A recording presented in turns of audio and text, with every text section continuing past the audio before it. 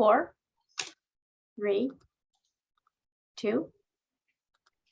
Hello, everybody. Good afternoon, and welcome once again to our weekly media briefing, COVID-19 public health update as well, with Montgomery County Executive Marc Elrich.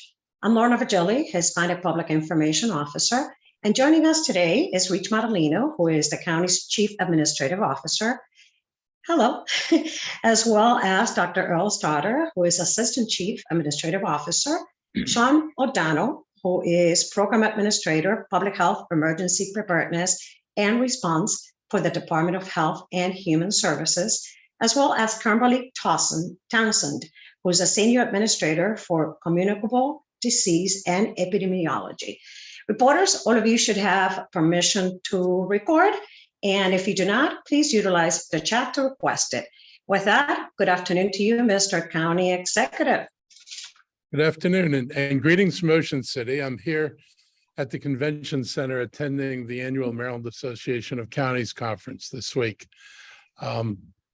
Before I begin with the weekly updates, I just want to take a point of personal privilege just to express how honored and humbled I am to be certified as a Democratic nominee for county executive. I expected a recount. It'll occur starting, I believe, on Friday and should conclude early next week. But I'm confident that not much is going to change. We had a recount 4 years ago. Mr. Blair picked up 2 votes then during that recount. I want to thank and appreciate everybody who supported my campaign and voted for me again. And I think it's really a testament to the good work and what we've been able to achieve. And I know that, our work on COVID meant a lot to residents in Montgomery County, and our ability to fund some things this year coming out of COVID is both a relief in terms of our ability to provide the support for schools and housing that we've wanted to support, but also to the residents who, can see that we were able to do this without raising taxes this year. So it's been a good year, and I just want to thank everybody. I also want to express my appreciation for the people who've worked tirelessly to count all the ballots. I do hope that we don't have to repeat the mistake of beginning to count mail ballots after Election Day, 2 days after Election Day to be exact, for the general election in November. It would only replicate the mess that happened this time with far more votes. And so I was very happy to see that the members of the Maryland State Board of Education voted to file an emergency petition in a circuit court to seek approval to canvass the mail-in ballots prior to Election Day. The petition will also require that any results from any pre-election canvassing be withheld until after the polls close on Election Day. And that makes perfect sense and is consistent with the way votes are, announced normally. So let's hope that they can do this. I don't want to put Montgomery County voters or any voters through what we've had to endure over the last couple of weeks, and it put an enormous load on our elections folks, the judges and the staff, because they suddenly had to count, tens of thousands of votes that were supposed to have been counted before the election, before Election Day. On other things, down at Mako, politics in the upcoming general election is surely going to be a major topic of discussions in Ocean City, but I'm more looking forward to meeting with colleagues from around the state and discussing our shared critical issues as well as potential partnerships. The big Democratic counties in the state have been able to work pretty well together, particularly on school issues in Annapolis. And I look forward to talking about what our common agenda is going to be and making sure that we're able to speak with as unified a voice as possible. The more unified these large counties are, the more unified we present to the legislature, the more likely we are to succeed. This is a time of great transition in our state. I know there's a lot of discussion about all the effects of that transition, and the upcoming general election results will determine a different path moving forward. Here in Mako this week, I look forward to talking about our vision and partnership with the University of Maryland for a school of artificial intelligence to be built in White Flint. It will be a critical component in accelerating our already robust gains in bio, life science, and quantum computing industries. And so I'm optimistic, very optimistic about what that holds for the future of Montgomery County.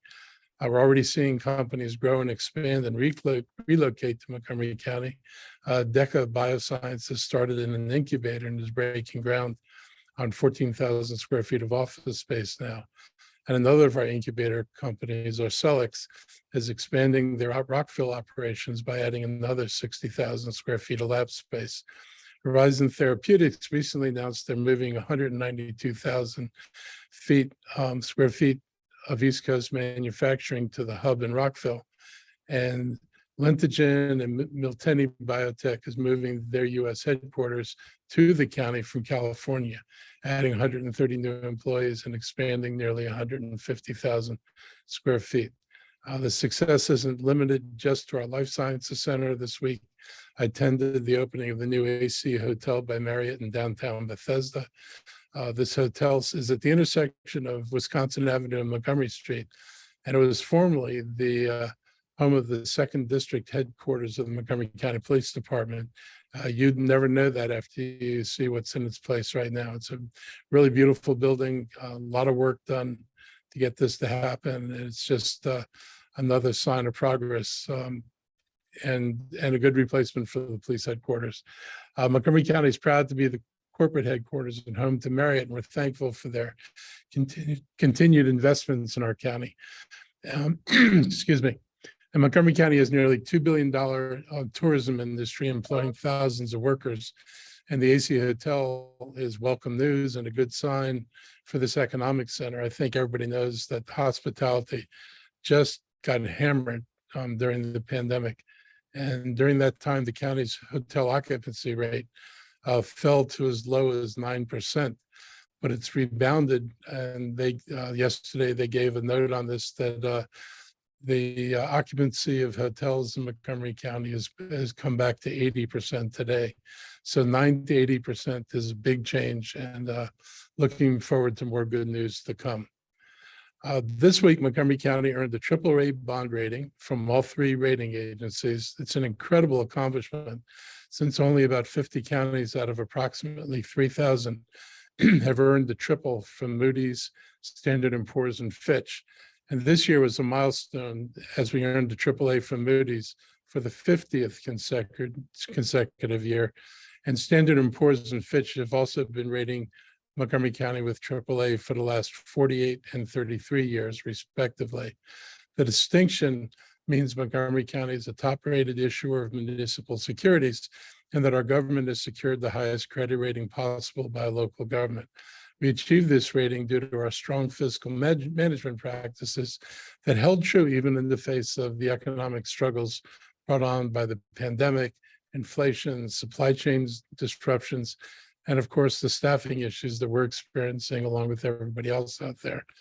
Specifically, Moody's noted that we will, quote, continue to benefit from a dynamic and expanding economy, very affluent resident population, and a growing and highly educated workforce. And Standard & Poor's wrote that the, quote, county has leveraged its very strong economic underpinnings to support its sound financial position and has historically maintained a strong or very strong budgetary flexibility. And while Fitch reported Montgomery County, quote, demonstrated the capacity to absorb revenue losses during periods of economic downturn, they lauded our office for sound fiscal decisions to restore and enhance the county's fiscal cushion and operations during the recovery periods. None of these reviews from these credit agencies sounds like we're mismanaging our county's finances. In fact, the bottom line is when I came into office, we inherited a $90 million deficit, and we're now running surpluses and revenues and we're able to do this without even using the federal COVID money this year. Our AAA bond rating allows the county to sell long-term bonds for capital improvement projects at the most favorable rates, allowing us to maximize savings over the life of the bonds. Basically, it's the equivalent of the county having a perfect credit score. meaning that we can sell bonds and raise funds at lower interest rates. And that saves you, the taxpayers, money. It means that projects like a new library in Clarksburg or a new wellness center at John F. Kennedy High School in Wheaton can be financed at lower interest rates. Improvements in Montgomery College, such as financing the new East County campus, as well as many of our infrastructure projects, can move forward and they will cost us less.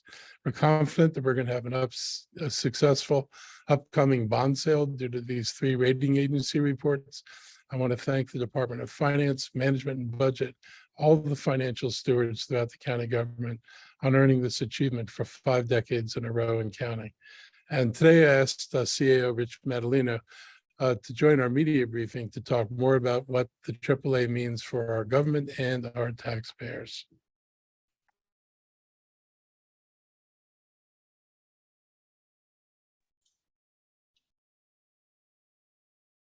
There you are, Rich. Okay, we're just waiting for the switch off of microphones. One of the joys of joining you from Ocean City and the Maryland Association of Counties Conference.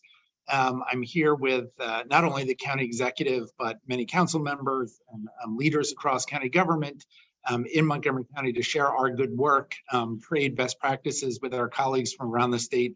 And of course, the county executive failed to mention that he is a board member of the Maryland Association of Counties, recognizing the large role that traditionally Montgomery County plays on a statewide basis as the most populous community. So I wanted to further some of the comments that the county executive made about our AAA bond rating by reminding you 50 years of having a AAA bond rating for Moody's. That puts me in first grade in the Montgomery County public school system, Richard Nixon in the White House, the stock market at 1,000, and Elvis still alive. So it's been that long since we've had a AAA bond rating, or we've had a AAA bond rating during all this time.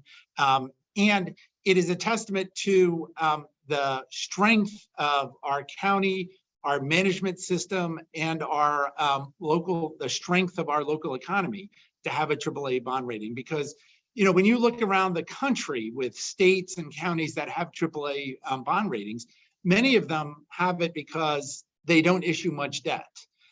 You can look at a state like South Carolina that's AAA bond rated that doesn't issue much debt. So whenever they borrow, you know, it's like if you only have one credit card, your credit rating is pretty good. But considering we are aggressive at investing in our economy, in our community, in our young people, building schools, libraries, roads, and the fact that the way Maryland is uniquely set up, that as a county government, we are responsible for many services, a lot of our transportation network.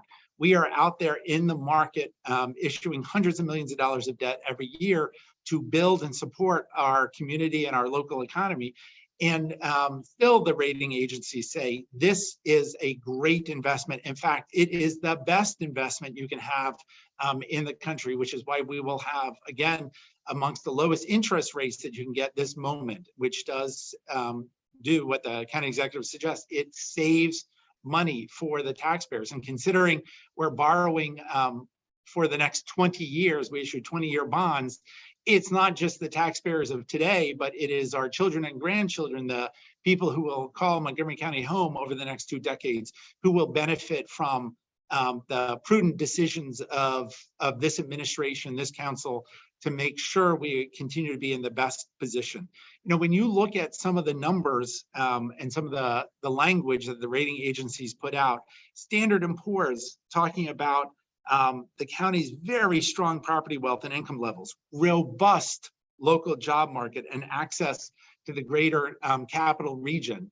That's why we continue to be a AAA bond rated community. And just 2 weeks ago, when the county executive and I joined the council president and vice president and leaders from around county government to meet individually with each one of the rating agencies to do our presentation about the strength of the county, the steps that we've taken, where we are, where we're going, the rating agencies were in fact impressed, very impressed. Comments that were made during the conversation were exceedingly positive in the conversations we had. And you know, the point that we made in fact, with the type of investments that are coming into Montgomery County right now with the life sciences, recognizing that report after report shows that the Washington area has the 4th largest concentration of life sciences companies in the country, and the 2nd highest concentration of life science professionals in the country. And we all know that that industry in the Washington-Baltimore area is anchored within Montgomery County. The 270 corridor, NIH, FDA, the 29 corridor, where we have all of these globally important institutions of the life sciences headquartered. We are the epicenter within the Washington region of this incredible effort. And therefore we are the epicenter globally of the life sciences. And when they are looking to expand, and the point we made, and in fact, the county executive and I sat through a recent meeting with a group of developers in the life sciences space who characterized this as a once in a generational opportunity for economic development, to seize this opportunity to build the lab space that companies are in such desperate need of.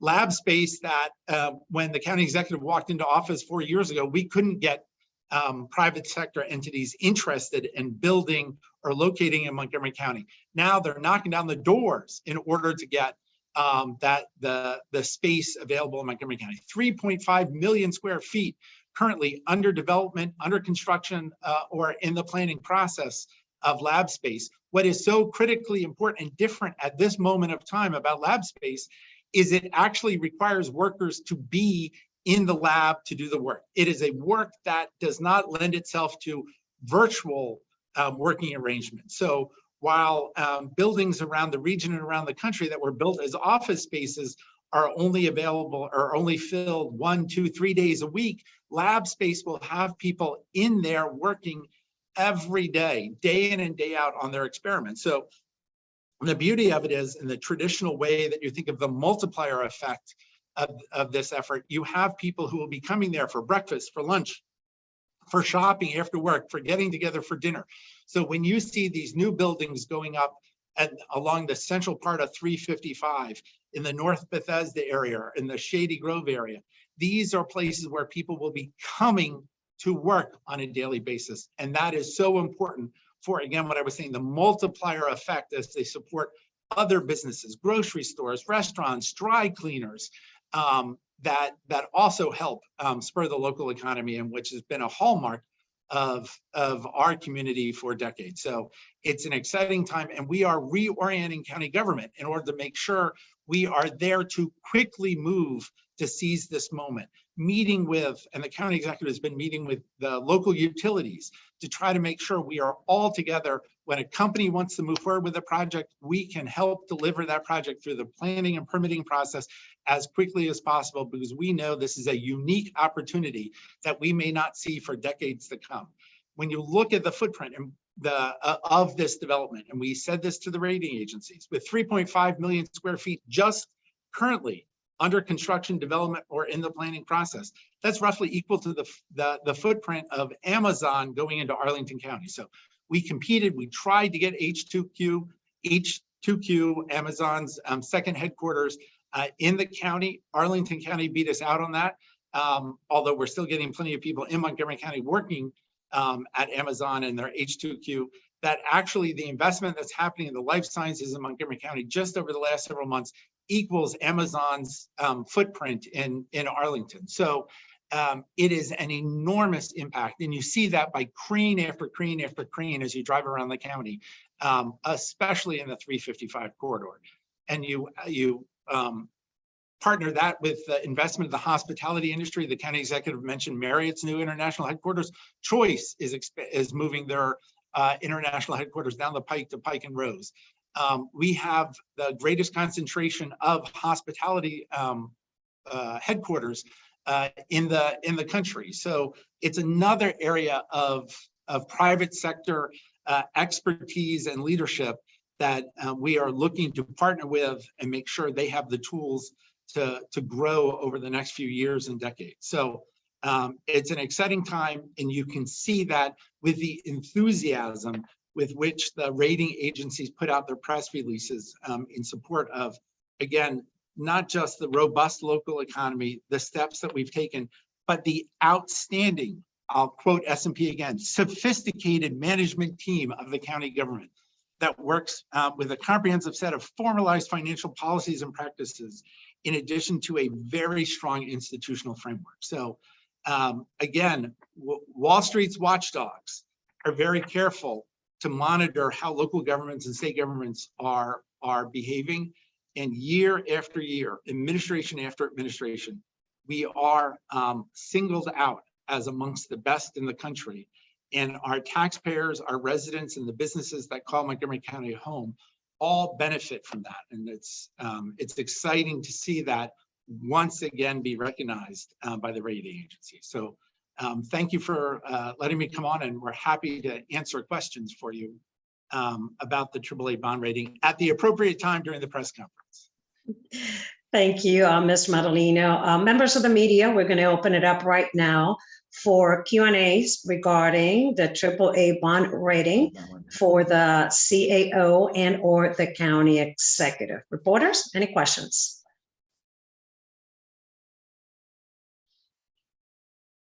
Once?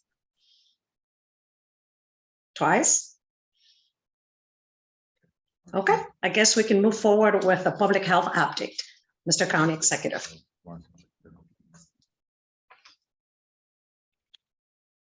Okay. Have I switched my mic appropriately? Yes, you have. Good.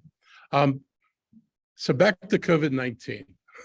And thank you, Rich, for joining me in this update. COVID-19, our community level status has been floating on the line between medium and high for the last 4 weeks. We've now dropped below 200 cases per 100,000 people, and our hospitalization number and rates have also dipped. And that gives us a community level status of low.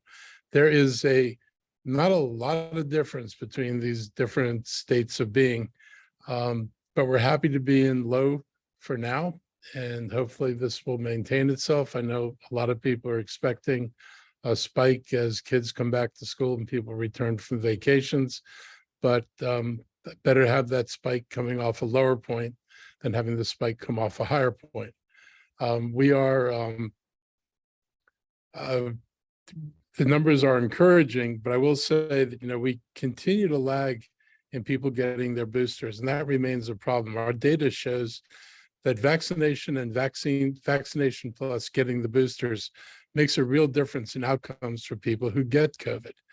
And that's a big concern, knowing that Omicron is capable of infecting people who've been both vaccinated and boosted, with much greater frequency than earlier variants. It may not provide absolute protection against getting sick from COVID. It has a very positive impact on reducing the severity of COVID and the death rate from COVID. As you can see from the chart, if you're unvaccinated, you are 3 to 4 times more likely to test positive for COVID and 4 times more likely to be hospitalized than people who are vaccinated and boosted. And for adults who haven't gotten vaccinated yet, we now have access to the Novavax vaccine that's being produced in the traditional way. And we know that some people had ethical, religious concerns about how the mRNA vaccines were produced, and we're avoiding the vaccines for that reason. With the Novavax vaccine, you don't have to worry about those issues. And if that's the thing that's been a barrier to getting vaccinated, please come in and get yourself and your family vaccinated now. We learned last week that CDC is no longer requiring students exposed to someone with COVID-19 to be quarantined if they're not showing any symptoms. Additionally, our school system is currently recommending a mask optional approach as we start the school year. But if cases arise in schools or outbreaks are identified in particular schools, MCPS has the option of implementing their own face mask recommendations, either per class or campus-wide. Our Health and Human Services Department has been meeting with school leaders, and they're encouraging every family to take advantage of the county's vaccination opportunities, particularly from now until the start of the school year, to make sure all your kids are up to date on their COVID vaccinations and boosters. It not only helps protect them from getting severely sick, but it also helps in our community by limiting the potential for community spread of COVID among teachers, students, and school staff. On a note on monkeypox today, it's something that we've been on our radar since May. Residents who believe they've been exposed to monkeypox because they're showing red, itchy sores and pimple-like bumps should contact their healthcare provider or community providers such as an urgent care center. Those without a healthcare provider can also call the Disease Control Program at 240-777-1755. We remain limited in our response due to a nationwide shortage of vaccines, which can be used pre and post exposure.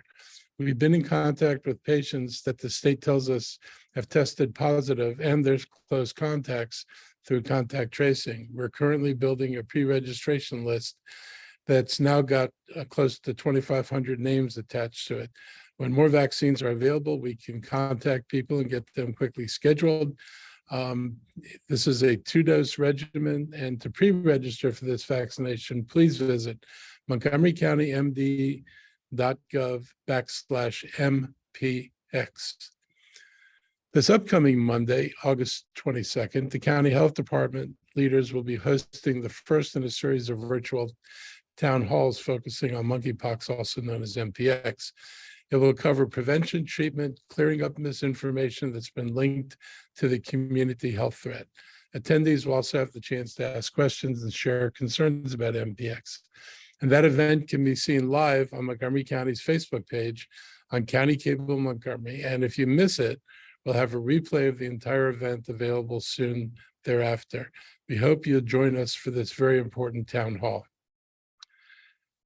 We are in the back to school phase. And finally, before I turn this over to our health experts, yesterday I met with Dr. McKnight, our superintendent, and I was really impressed by their preparation efforts. I offered my continued support, and I'm confident that we'll have a safe and productive school year. The really good news is that we're rapidly closing the staffing gap that had many people concerned and was a topic of much discussion over in the last couple of weeks. They've been able to do some serious hiring and recruitment, and I'm encouraged about where they are, and I'm feeling very positive about where they will be when we finally open for school. It's important for the successful opening of our schools, and I appreciate the all-out effort they made at recruitment for these essential positions. The learning loss in the pandemic is still impacting our students, and I was pleased that our 23 budget was able to provide record funding for MCPS for their staffing, resources, and technology that's needed to help all of our students thrive. I want to add that, part of what we did this year was support moving the school closer to meeting the blueprint guidelines for school salaries.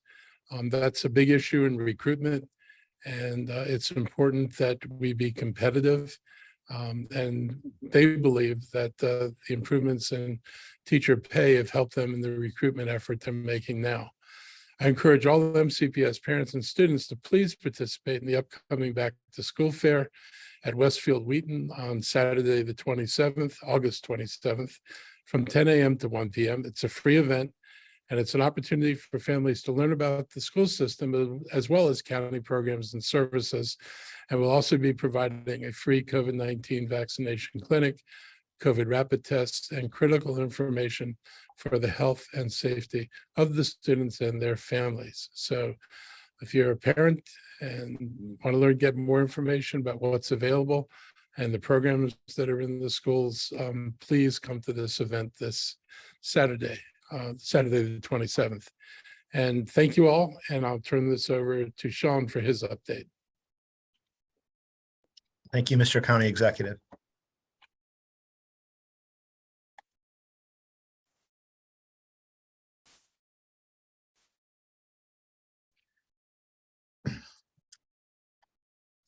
Okay, just a very quick review of where we are with the variants. As we have been for the last several weeks, the vast majority, almost 99% of the new COVID cases in our region are projected to be either BA4 or BA5 family of variants. So again, this is where we are. And when we look at some of our declining numbers, it gives us some indication that the transmissions may be going down right now.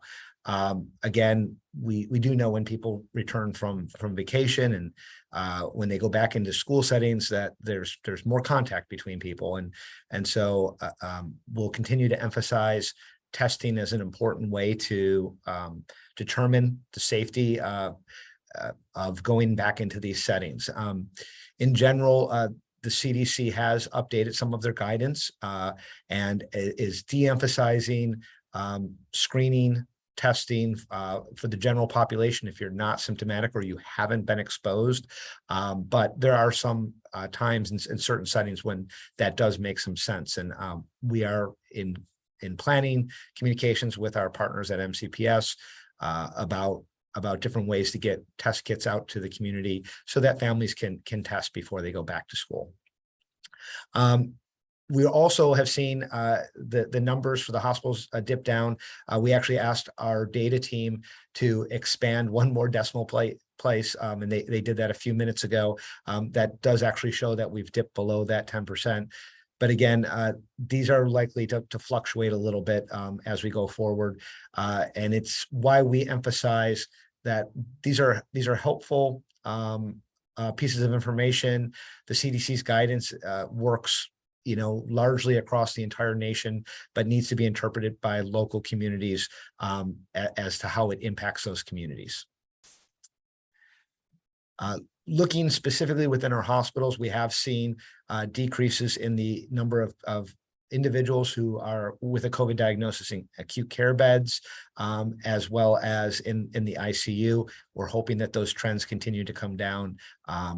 Obviously, that those more severe illnesses are concerning to us. And again, we are tracking mortality. We're hoping that this month we'll have lower numbers. And again, that even as some of the guidance is relaxed, that our populations remember that when they are positive with COVID or while they're waiting for results from their test, even if they've left isolation, please try to avoid individuals who are at higher risk for severe illness, especially while you're still in that contagious window, those first 10 days, or until you get a negative rapid antigen test. Looking at our pediatric vaccination efforts, we've noted that much like the other age groups, each time we go down to a lower age group, it's a little bit of a slower rollout. I think some of the urgency is a little bit different than when we started. We're still strongly encouraging families to bring in their under 5s to get them vaccinated. It's a safe vaccine, as in probably few vaccines that have been tested over a larger group of people than this vaccine has. So we encourage people to come out and get vaccinated. There's a number of back to school events, and we continue to be at a number of our Montgomery County public schools on the weekends giving this vaccine. And just a reminder, we now are at those weekend clinics offering not only the under 5 vaccine, but the 5 to 11 and the 12 and up Pfizer, so that the whole family can get their boosters while they do that one visit. This does represent approximately 17% of the Montgomery County population at that age group, and with a single dose, and almost 5% now that are fully vaccinated. Of course, these are numbers from last Friday. The state will update this again on Friday. Looking at our testing sites, we're still seeing higher positivity rates at our sites. I think across the entire county, the positivity rate is closer to 13%. But again, we're seeing lots of individuals at our sites who are being tested because of symptoms, and that's the reason for higher rates. And now I'd like to turn it over to my colleague, Ms. Townsend, talk about our monkeypox cases.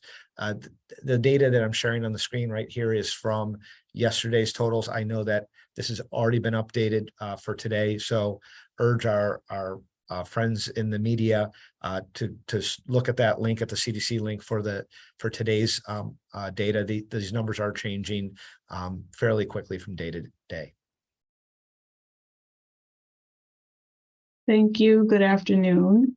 As you can see, looking at this graphic, there are a total of 11,890 cases of MPX nationwide, and in our state of Maryland, 306 cases. So we do continue to see an increase in cases. Just a review of the criteria and a reminder that we still have received a limited amount of MPX vaccine, and we hope to expand our criteria in the coming weeks as we receive more vaccine. Our criteria has not changed. We are providing vaccination to those that are known contacts who are identified by public health via case investigation, contact tracing, and risk exposure assessment. We're also providing vaccination to presumed contacts that meet the criteria of having exposure within the past 14 days with MPX. Our pre-registration survey has been active on our website for a few weeks now. As mentioned earlier, we have received over 2,000 responses at the close of last week, and we continue to work on expansion of our capacity to provide vaccination. We have used all allotted vaccine that we received for phase 1, and at this point, nearly all vaccine for phase 2 has been administered and allocated for second doses. So this week we did request additional vaccine, and we are hoping to hear about how much we'll receive within the next day or so. We continue to be in ongoing planning and discussions with the Maryland Department of Health and monitoring federal updates on administration options, which may be able to expand the vaccination covering and using available vaccine. In other updates, again, we have planned a town hall discussion for Monday, August 22nd, and we are continuing to work on planning additional town hall discussions.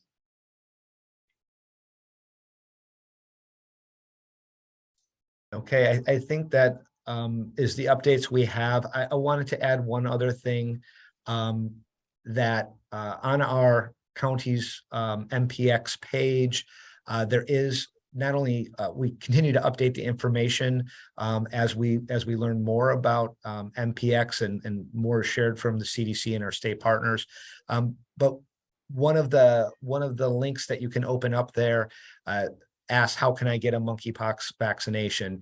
And as Ms. Townsend mentioned, we have the pre-registration survey. Again, this is currently aimed to identify individuals who have been at risk for an exposure already.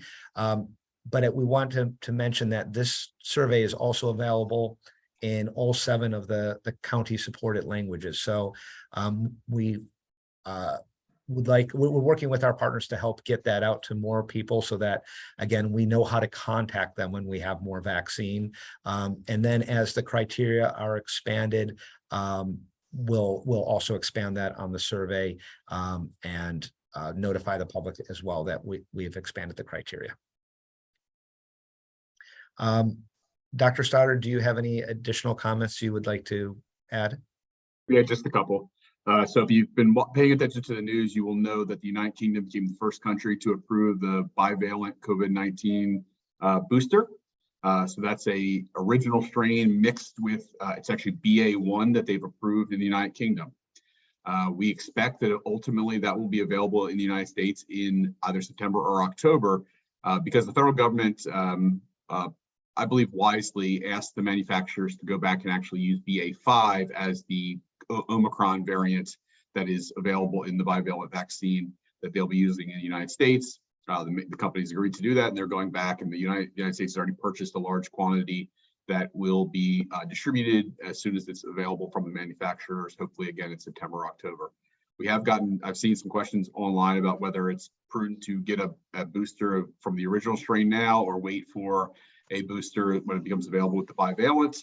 I would expect that decision is largely based on an individualized risk assessment that you should conduct with your medical provider based on your underlying health conditions, your ability to access a booster right now in terms of eligibility, what your exposure characteristics look like, and some other questions. So I encourage you to consult with your healthcare physician if you're uncertain as to whether you should get the current booster based on your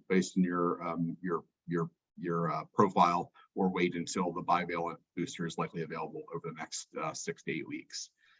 So that's all I wanted to cover. We're enthusiastic and preparing for that next booster round, but obviously we've started to get some questions about whether it's best to wait or to go ahead with the current booster. So I'll stop there and turn it back over to Lorna. Thank you, gentlemen, and Ms. Townsend. I think we have the first set of questions coming from Kate Ryan, WTOP. Good afternoon, Kate. Kate, on mute. Thank you very much. I did want to ask about the protocols for schools in terms of working alongside the new medical officer there. How do you see that working? And the other question I have is in terms of the percentage of children going into school right now, do we have a good figure on how many have been fully vaccinated against COVID? Well, I can attempt to pull that data. I'm sure it's on our dashboard by ages, or I'm reasonably sure, but I'll go and look at that, Kate, and happy to, if it's not, prepare that for you all. But I don't think we'll have it differentiated between public and private school. It's just by age within our county. Okay.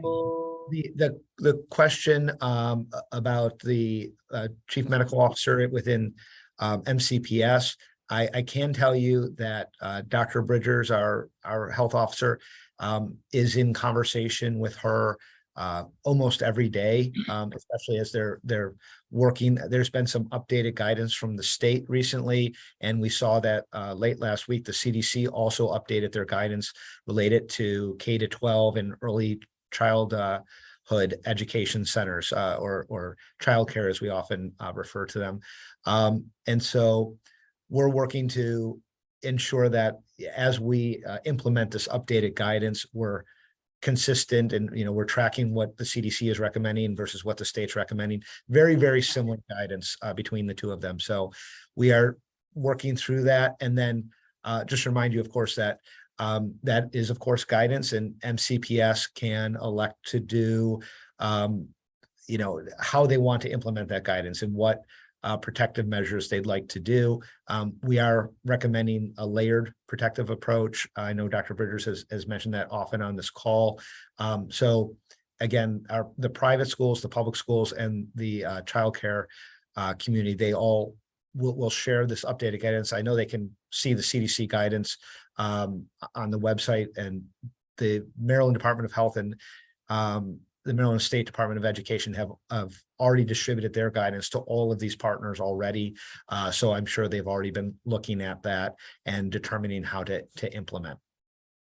Thank you. And just quickly on the drop from high to medium now to low, is there any, and I'm assuming it's going to be a layered situation, but how do we get there?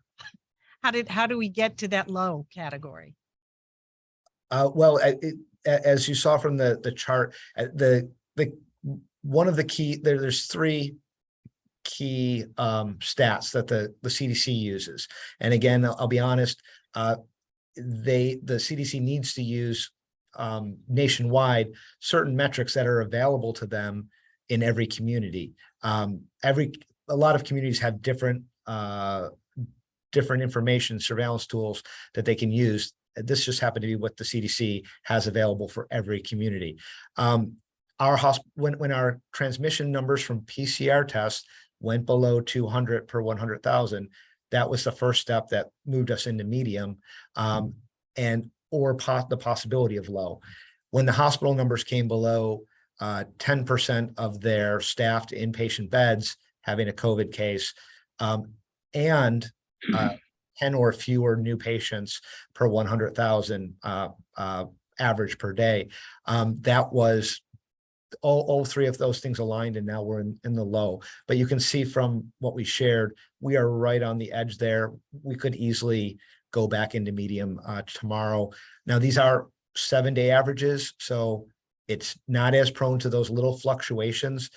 Just remind you all that we report this as the data comes in, which in most cases is every day. The CDC is at the top of their community page, which is where most people look. They update that once per week. If you go further down their page, you can see more of their daily numbers, but just reminding people, our numbers are being updated in most cases every day. Hey, I Thank think you very might much. were you asking what why, like what's the reason for us going in terms of not just what the criteria are, but is that where you were asking in part there? Yeah, getting into that, because I think people go, great, how did we do it? Yeah, so I would say first off, respiratory illnesses are generally more seasonal in nature, and so you would expect transmission to be generally lower over the warmer periods of the year, given people are more outdoors and outdoor transmission is much more rare. I think what we saw when we went to high and then medium was BA.5 took over. It was a new strain. There was very little existing or lower existing immunity, certainly within the population. It takes over. It spreads through its available host targets within the human population. And then those who are going to get infected have already got infected. Now you start to see it go back down to that periodicity that you expect with a seasonal illness. And so I think that's what's driving our coming down, is that we've converted it over to BA.5 more fully. The targets that it had within the population who are susceptible to infection with BA.5 have either largely gotten infected or been exposed and fallen off. And now we're moving into that more expected low to medium transmission that comes associated with the summertime. I would fully anticipate that as we move back indoors in the fall, we will see an additional surge again, whether it's BA.5 or another variant that emerges. And there's a subvariant of BA.2 that's circulating in some places.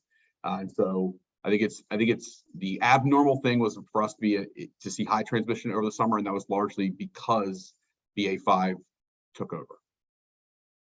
Thank you. Thank you, Kate. Up next, Steve Monell, Bethesda Beat. Good afternoon, Steve. Afternoon. Just some monkeypox questions. So one of the slides said that all the doses for the first round of doses for people who have been identified have been used, but there were some remaining for the second dose. I just wanted to get some clarification on that, I guess, to start off, because it's a 2-dose vaccine, so I'm just unclear on that. We've reserved the second doses for everyone we've given a first dose to ensure that we can bring them back at the currently recommended frame, which is 4 weeks later. We also have set aside a small amount for those individuals who are being provided to us from the state as confirmed contact. And so we've been seeing a certain number of those individuals week to week, and they get referred to our disease control team. So we want to, this is really our highest priority. These people have been confirmed to be in close contact with a confirmed case. And so we've set a little bit aside to ensure that we have enough to get through the month of August and hopefully until the next vaccine supply. Again, we've made a request for more vaccines, so that could be sooner rather than later, but we have set a small amount aside for that. Virtually all of the first doses we've been allotted has now been allocated. And so the 300 doses that I think you mentioned last week, is that 150 people, or has that been updated? If it's the amount of people you can serve with the vaccine you have, I guess. So that actually, Steve, that is a great question. We've been in conversation with the state because we've been watching the FDA approval and the CDC approval for an alternative administration of the vaccine, which would allow us to use existing doses for more individuals with equal efficacy of using it. And so we're, again, working with the state on when that will be approved within the state to do so, and the other logistics of beginning doing that. And potentially that could increase with our remaining supply, even our remaining second doses could increase the number of people we can vaccinate. I'm sorry, what you just said, smaller doses? I get, what do you just to stretch the vaccine out further? Is that what you're saying, or is it more Yeah, complicated? yes. than that? Yes, and I'd ask if Ms. Townsend can explain further, but there is an intradermal administration of the vaccine that the FDA and the CDC have approved and recommended that allows you to use a smaller amount of vaccine, and when given intradermally in the skin versus subcutaneously below the skin, it is more effective at providing that immune response. You know, at a smaller dosage, it's more effective. Kimberly, I'm hoping I'm in the ballpark here, and you can explain this a little bit better. No, I think Mr. O'Donnell explained it very, very well. And so, as he said, we're in planning with Maryland Department of Health so that we can expand or get the maximum use out of the doses that we receive. And I'll just add, just so we're clear about this, this is something that the federal government is actually moving towards a recommendation on as the states and localities prepare for it. So this change will expand the available doses by lessening the inoculatory dose. Got it. That's good to know. So have you administered vaccine to about 150 people? Again, I'm just doing the math roughly. I don't know if you have a rough number of how many people have actually gotten the vaccine locally.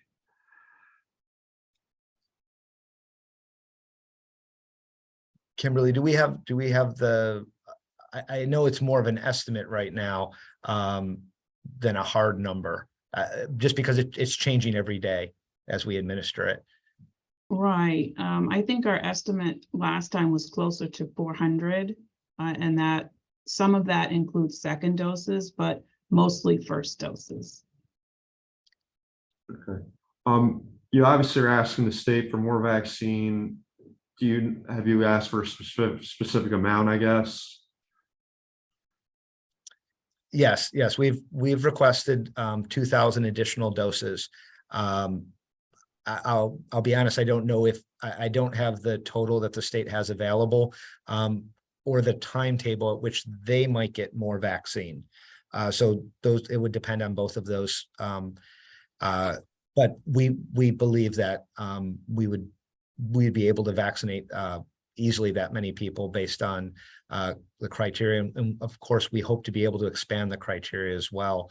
But just within the existing criteria, that would be enough for first and second doses for a significant additional number of people. So for 1,000 people, but given what you just said, it could be more. Am I following you correctly?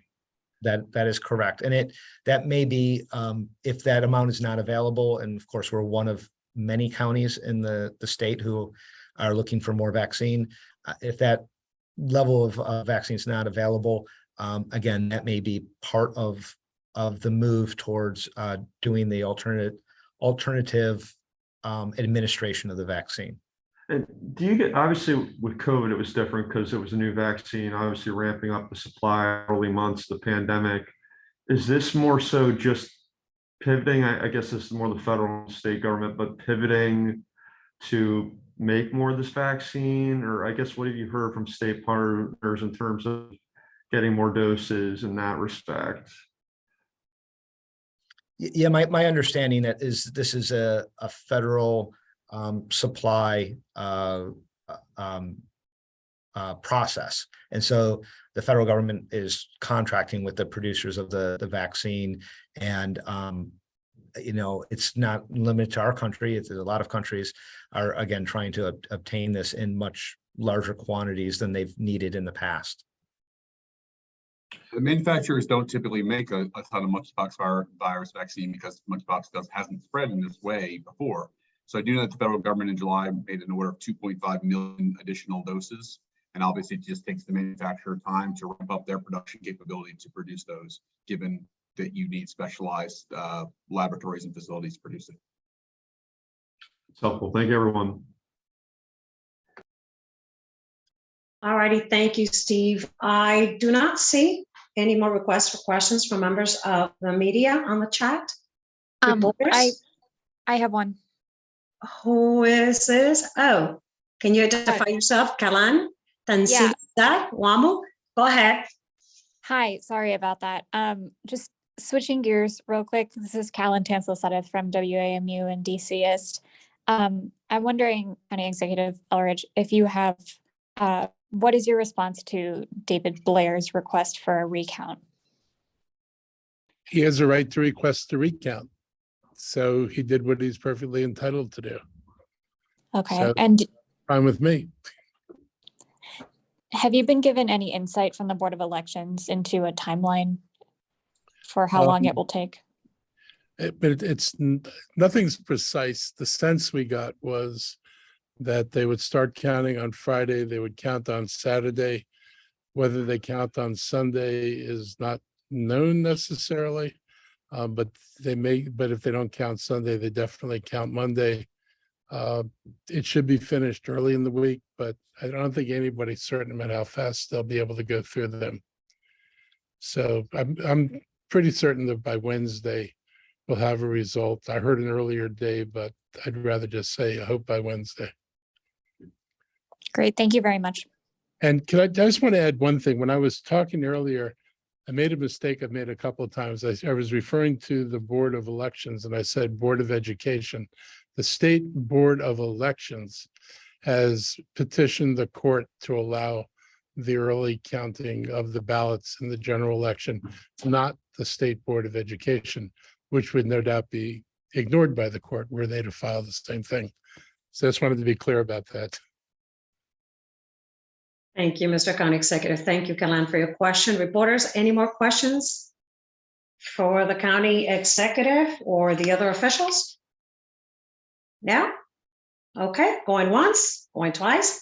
I guess we're done for today. Thank you, everybody, for joining us. Stay safe. We'll see you next time. Have a great afternoon. Thank you.